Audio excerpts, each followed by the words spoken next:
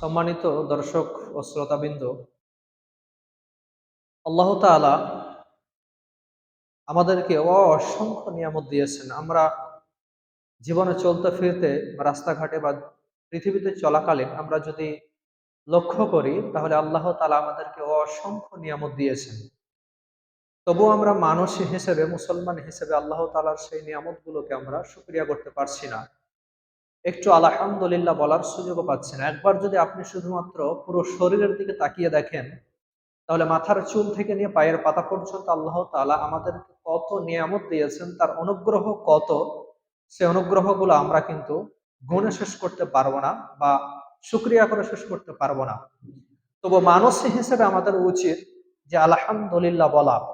কারণ আল্লাহ তাআলার এই শুকরিয়াটাই আমরা একমাত্র করতে পারি। তিনি অসংখ্য নিয়ামত দিয়েছেন। একবার আপনি চিন্তা করে দেখুন, যাদের চোখ নাই তারা পৃথিবীর মতো ঘুরে বেড়াচ্ছে কত চিন্তায়। চোখ না থাকার কারণে তারা কত কষ্টে আছে। যাদের হাত নাই, পা নাই, শরীরের অঙ্গ প্রত্যঙ্গের মধ্যে কোনো একটা অঙ্গ প্রত্যঙ্গ যদি তাদের না থাকে, তাহলে তারা কত অশান্তির মধ্যে আছে। আর আমাদেরকে আল্লাহ তাআলা একদম মাথার চুল থেকে নিয়ে পায়ের পাতা পর্যন্ত সুন্দর অবয়ব দিয়ে আল্লাহ তাআলা আমাদেরকে সৃষ্টি করেছেন। আমরা খুব সুন্দর আকৃতিতে আছি, তারপরে আমরা আল্লাহ তাআলার শুকরিয়া স্বরূপ আলহামদুলিল্লাহ টুকু বলতে পারছি না। তো যাই হোক, একটি হাদিসের মধ্যে রাসূল সাল্লাল্লাহু আলাইহি ওয়াসাল্লাম বলছেন যে এমন পাঁচটি নিয়ামত রয়েছে, যে পাঁচটি নিয়ামত আল্লাহ তাআলা তোমাদেরকে একবারই দেবেন। তবে সেই পাঁচটি নিয়ামতকে তোমরা আমানত মনে করে নাও, গনিমত মনে করে নাও, সেই পাঁচটি নিয়ামত শেষ হয়ে যাওয়ার পূর্বে। হাদিসটি বর্ণনা করছেন হযরত মাইমুনুল আওদী, আমর ইবনে মাইমুনুল আওদী রাদিয়াল্লাহু তাআলা আনহু। তিনি বলেন যে রাসূল সাল্লাল্লাহু আলাইহি ওয়াসাল্লাম একজন ব্যক্তিকে ওসিয়ত স্বরূপ বলছিলেন যে ইগতানিব খামসান ক্বাবলা খামসিন, পাঁচটি জিনিস আসার পূর্বে পাঁচটি জিনিসকে তোমরা গনিমত মনে করে নাও, আমানত মনে করে নাও। তবে জেনে রাখো যে পাঁচটি জিনিস আল্লাহ তাআলা তোমাদেরকে একবারই প্রদান করবেন, এবং এই পাঁচটি জিনিসের প্রশ্ন কিন্তু আল্লাহ তাআলা কিয়ামতের ময়দানে করবেন, যে তোমরা এই আমানত গুলোকে, এই নিয়ামত গুলোকে কোন পথে তোমরা ব্যয় করেছিলে, ভালো পথে না খারাপ পথে। একবার আপনি মনে রাখবেন যে নিয়ামত, গনিমত মানেই এর ব্যাপারে আল্লাহর কাছে জবাবদিহি হতে হবে। তো রাসূল সাল্লাল্লাহু আলাইহি ওয়াসাল্লাম বলছেন যে শাবাবাকা ক্বাবলা হারামিক, তোমার যৌবন কালকে নিয়ামত মনে করে নাও বার্ধক্য আসার পূর্বে। যৌবন কালটা একটা গুরুত্বপূর্ণ নিয়ামত।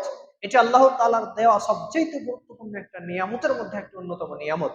যারা বার্ধক্য হয়ে গেছে তাদেরকে একবার আপনি জিজ্ঞেস করে দেখবেন যে তারা কত আফসোস করে। হায় আফসোস, যদি আমি আজকে যৌবন কালটা ফিরে পেতাম, তাহলে আমি কতই না আনন্দ ফুর্তি করতাম। যারা আজকে আমরা যুবক ভাই রয়েছে এবং বোন রয়েছে যুবতী, তারা হয়তো আনন্দ উল্লাসে একদম ফুটে আনন্দ ফুর্তি করতে গিয়ে যৌবন কালটাকে আমরা আল্লাহকে ভুলে গিয়ে অন্যান্য রাস্তায় আমরা ব্যয় করছি। যৌবন কালটাকে আমরা পাপের কাজে ব্যয় করছি। নামাজ পড়ার সুযোগ পাচ্ছি না, আল্লাহকে ডাকার সুযোগ পাচ্ছি না, আল্লাহকে স্মরণ করছি না। একথা আপনি মনে রাখবেন যে এই যৌবন কাল সম্পর্কে কিন্তু আল্লাহ তাআলা কিয়ামতের ময়দানে প্রশ্ন করবেন। রাসূল সাল্লাল্লাহু আলাইহি ওয়াসাল্লাম বলেছেন যে কিয়ামতের ময়দানে পাঁচটি প্রশ্ন প্রতিটি আদম সন্তানকে করা হবে। লা তাজুলু কদাম ইবনে আদম ইয়াউমাল কিয়ামা হাত্তা ইউসআলা আন খামসিন, প্রতিটি আদম সন্তানকে পাঁচটি প্রশ্ন করা হবে। তার মধ্যে একটি প্রশ্ন করা হবে আন শাবাবিহি ফিমা আবলা, তোমাকে আমি যৌবন কাল দিয়েছিলাম, একটা যৌবন সময় দিয়েছিলাম, সেই যৌবন কালটাকে তুমি কোন রাস্তায় ব্যয় করেছিলে। তো এটা একটা আল্লাহ তাআলার নিয়ামত। যুবক ভাই এবং যুবতী বোন, আপনারা হয়তো এই যৌবন কালটাকে পেয়েছেন, তারপরে অবৈধ রাস্তায়, অবৈধ প্রেম প্রীতি ভালোবাসায় বা প্রেমালাপে, যেটা জঘন্য শয়তানের রাস্তা, সেই শয়তানের রাস্তায় আপনারা নিজেকে নিজের সময়টাকে আপনি ব্যয় করছেন, যৌবন কালটাকে আল্লাহকে ভুলে গিয়ে, আল্লাহ রাস্তাকে বাদ দিয়ে শয়তানের রাস্তায় আপনি প্ররোচিত হচ্ছেন, চলে ফিরে বেড়াচ্ছেন। একটু আপনি মনে রাখুন যে আপনাকেও মরতে হবে, আমাকেও মরতে হবে। মরার পরে আমার কি অবস্থা হবে। কত যুবক, কত যুবতী, তারা এই যৌবনের টকবকে, যৌবনের উন্মাদনায় তারা বাড়ি থেকে বের হয়ে গেছে। কত যুবক ভাই আমার, তারা বাড়ি থেকে বের হয়েছে মোটর বাইক নিয়ে, মোটর সাইকেল নিয়ে, তারা বাড়ি থেকে বের হয়ে তারা রাস্তায় অ্যাক্সিডেন্ট হয়ে মারা গেছে। তো আপনিও মারা যাবেন না এর কি গ্যারান্টি? আপনিও তো মারা যেতে পারেন, আমিও তো মারা যেতে পারি। আজকে আমি বাড়ি থেকে বের হয়ে গিয়ে আমিও তো মারা যেতে পারি, এর কোনো গ্যারান্টি নেই। তাহলে আজকে আমরা এই যৌবনকে পেয়ে এত আনন্দ ফুর্তিতে কেন কাটাবো? আল্লাহকে ভুলে গিয়ে দৈনন্দিন আমরা 5 ওয়াক্ত সালাত আদায় করবো না কেন? আপনি 5 ওয়াক্ত সালাত আদায় করুন, আল্লাহকে স্মরণ করুন। তবে আপনার এই যৌবনকালটা একদম সুন্দরভাবে কাটবে। মরে গিয়ে আপনি কিয়ামতের ময়দানে এর জন্য ভালো প্রশ্নের উত্তর দিতে পারবেন আপনি সঠিকভাবে।